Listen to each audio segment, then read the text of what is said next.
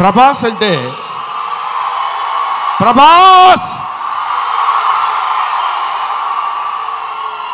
అది ఇంకా ఆపండి.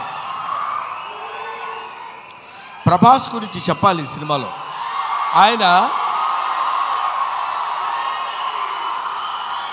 ఒక ప్రపంచం గర్వించదగినటువంటి నటుల్లో ఇప్పుడు ఒకడు ప్రభాస్. ఈ సినిమాలో ఆయన ఎందుకు అంగీకరించాడంటే, సినిమాలో ఆయన డబ్బు కోసం అంగీకరించలేదు. ఏదో ఈ సినిమాలో ఒక అద్భుతమైన క్యారెక్టర్ చేయాలని ఆయన అంగీకరించలేదు. ప్రభాస్ ఒక మానవతా విలువలు కలిగిన మనిషి, ఒక మంచి మనిషి. ఎవరైనా ఏదైనా చేయిజాప అడిగితే కాదనేటువంటి వ్యక్తి కాదు ప్రభాస్. ఎవరైనా అద్భుతమైనటువంటి స్థితిలో ఉండి ఇది నాకు కావాలి అని అడిగినప్పుడు, ముఖ్యంగా ఆ విషయంలో చెప్పాలంటే మోహన్ బాబు గారికి అత్యంత సన్నిహితుడు. మోహన్ బాబు గారు ఎలాంటి వాడంటే, ఓ చిన్న ఆల్కహాల్ లాంటి వాడు, అలవాటైతే వదిలిపెట్టలేం. అలాగే ఎంతో మోహన్ బాబు గారి మత్తులో, మోహన్ బాబు గారి ప్రేమలో మునిగి తేలినటువంటి వ్యక్తి కాబట్టి ప్రభాస్ ఈ సినిమాలో చేశాడు. అరే మోహన్ బాబు గారి ఎంట్రీ చూశారు కదా, అతను స్టీఫెన్ కూర్చున్నాడు, మ్యూజిక్ డైరెక్టర్. ఆ మోహన్ బాబు గారి ఎంట్రీ అలా పెడితే ప్రభాస్ శివప్రభాసుడు. అతను శివుడి చేత ప్రకాశవంతంగా పెరిగేవాడు, 6 అడుగుల అందగాడు. అతను విగ్గు పెట్టుకుని అలా వస్తున్నప్పుడు ఒళ్ళు గగురు పొడిచి వీర తాండవం, శైవ తాండవం చేసేటువంటి విధంగా ఆ సినిమాలో నటించాడు ప్రభాస్. నేను చూశాను. ఆహా, ఇది కదా సినిమా, ఇది కదా శైవభక్తి, ఇది కదా దైవభక్తి అని నిరూపించేటువంటి సినిమా. ఇటువంటి సినిమాలు మనం చూడాలి, మన పిల్లల చేత చూడించాలి. మన భక్తి రసాన్ని భారతదేశంలో పెంపొందించే విధంగా చేయాలని మనస్ఫూర్తిగా కోరుకుంటూ, ఓం నమో పార్వతీపతయే, హర హర మహాదేవ, శంభో శంకర. హర హర మహాదేవ, శంభో శంకర. అందరి స్పీచ్లు అయ్యేంత వరకు బ్రహ్మానందం గారు ఇక్కడే ఉండవలసిందిగా రిక్వెస్ట్ చేస్తూ, మేము ఈరోజు ఈ సినిమాకి ఇంత మంచి పేరు వస్తుంది, అందరూ చూడడానికి రెడీగా ఉన్నారు అంటే దాని వెనకాల వర్క్ చేసిన ఎంతోమంది టెక్నీషియన్స్ ఉన్నారు. అందులో ఎడిటర్ యాంథనీ గొన్సాల్వెస్ గారు. Sir, a very hearty welcome to you and congratulations. Sir, there are so many stars in the film. Was it very difficult to edit it? Because which one do you cut short? Which do you keep? It must have been a very real task for you.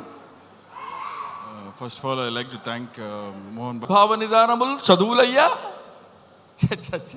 కాదు అని చెప్తున్నాడు. బోధావిర్భావ నిదానములు చదువులయ్యా కావు, నీ పాద సంసేవనాసక్తియే గాక జంతు తతికిన్ శ్రీకాళహస్తీశ్వర.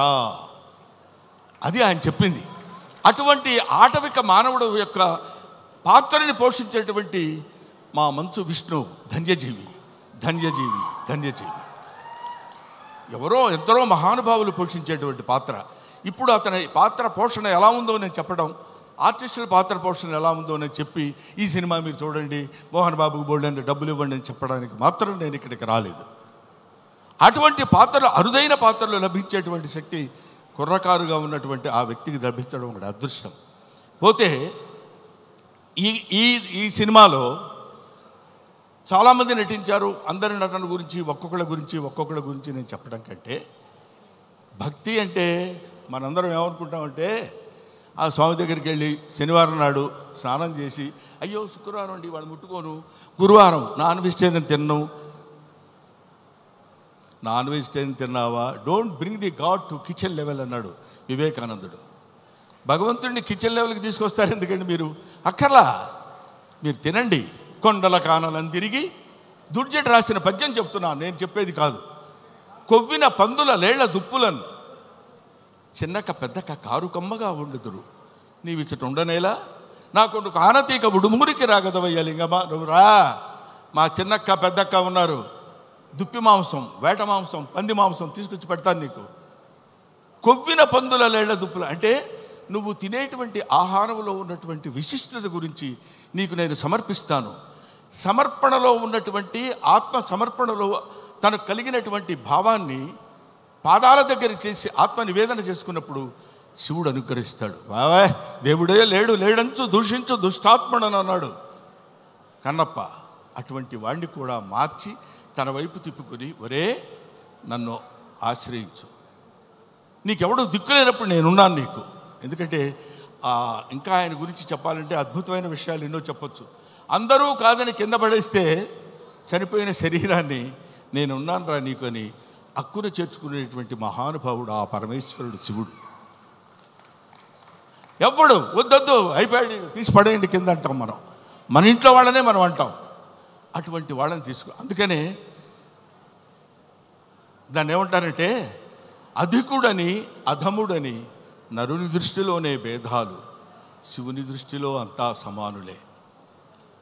కాబట్టి అక్కడ ఇచ్చట అస్పృశ్యత సంచరించుటకు తావే లేదన్నాడు జాషువా. ఇక్కడ అబ్బాయి నేను వీడు ఫలానా క్యాస్టోడు నేను ముట్టుకొని వీడిని ముట్టుకొని అని ఉండదు.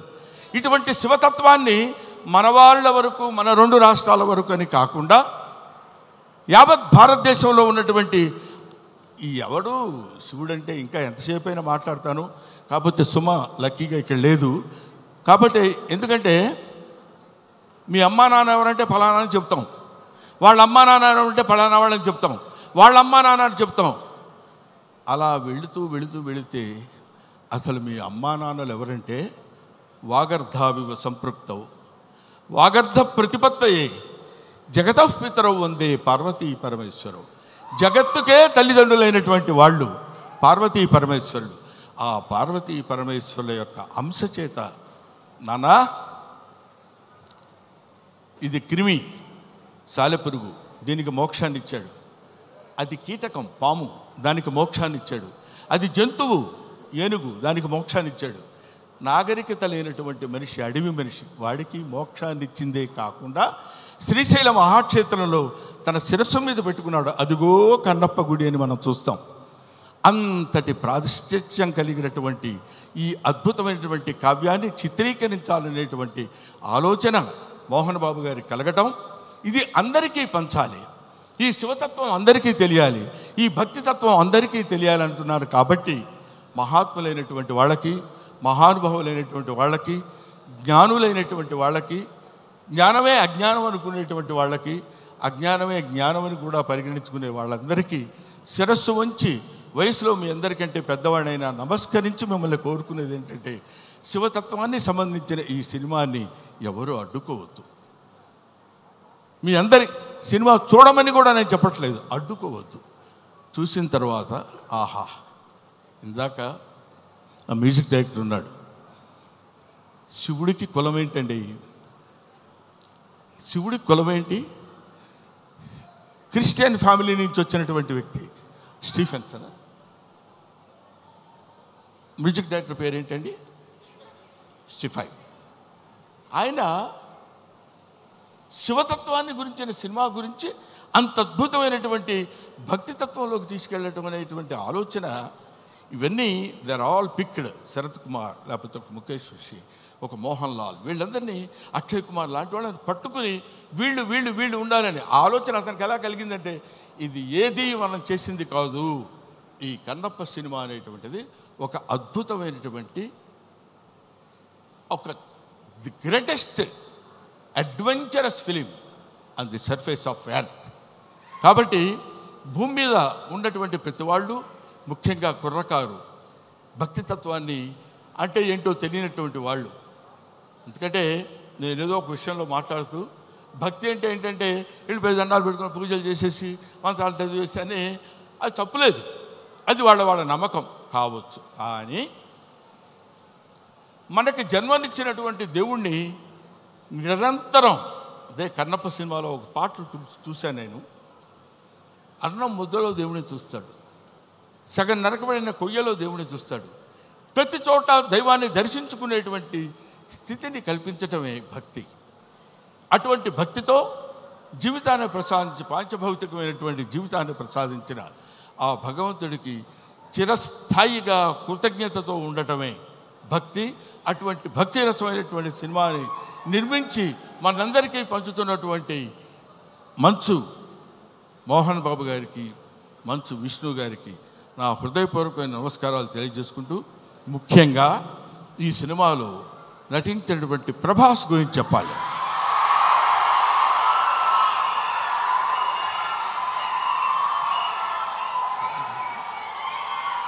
ప్రభాస్ అంటే